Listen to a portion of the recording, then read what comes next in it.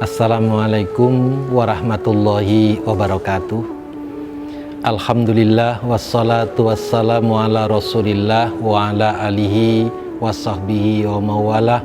La haula wa la quwata illa billah.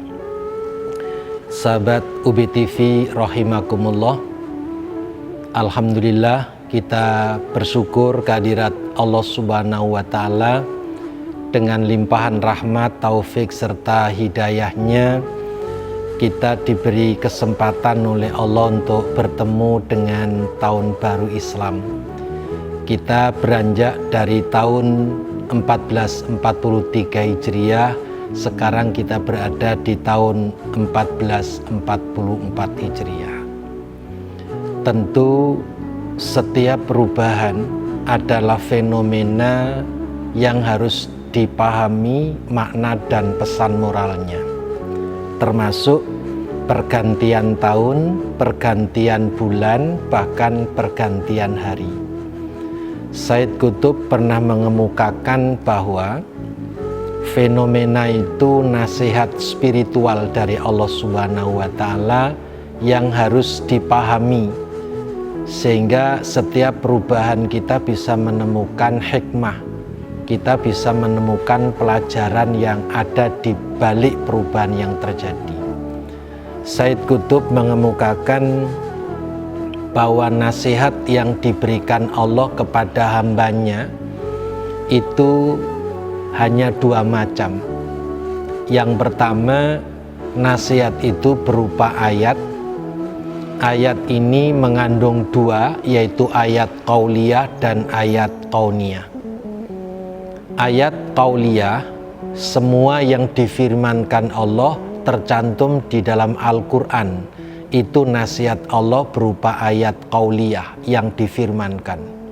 Maka siapapun yang membaca Al-Quran harus merasa sedang dinasihati oleh Allah, sehingga membacanya melibatkan hati, sehingga membaca Quran menjadi sepenuh hati, bukan setengah hati, apalagi seperempat hati.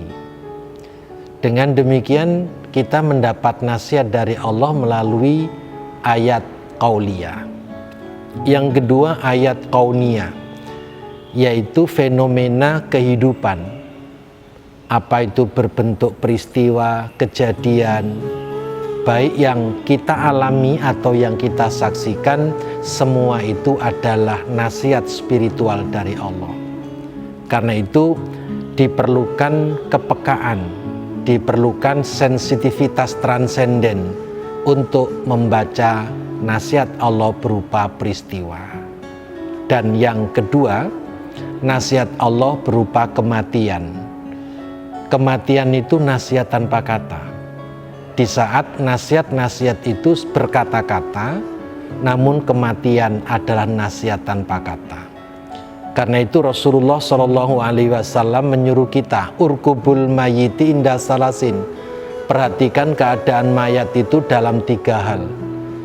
Kalau mayat itu di keningnya ada keringat, di kelopak matanya ada air mata, dan bibirnya senyum, qad nazalat rahmatan minallah. Sungguh telah turun rahmat Allah kepadanya, dialah orang yang wafat membawa ciri husnul khotimah.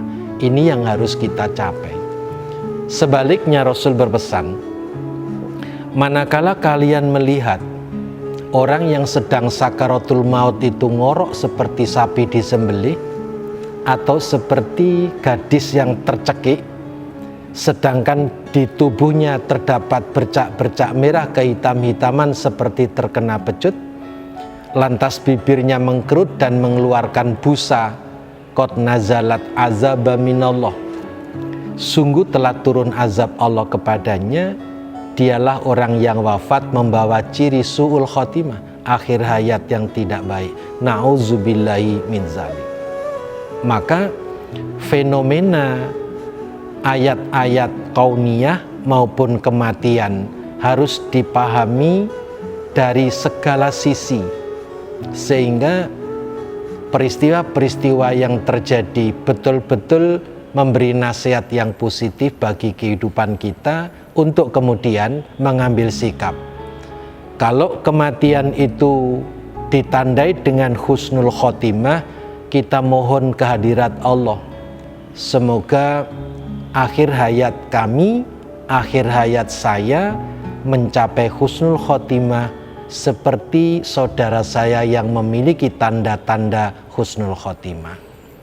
Sedangkan ketika kita melihat ada orang wafat, ciri-ciri su'ul khotimah ada pada mereka, kita segera berlindung kepada Allah agar jangan sampai mengalami akhir hayat seperti yang kita saksikan itu.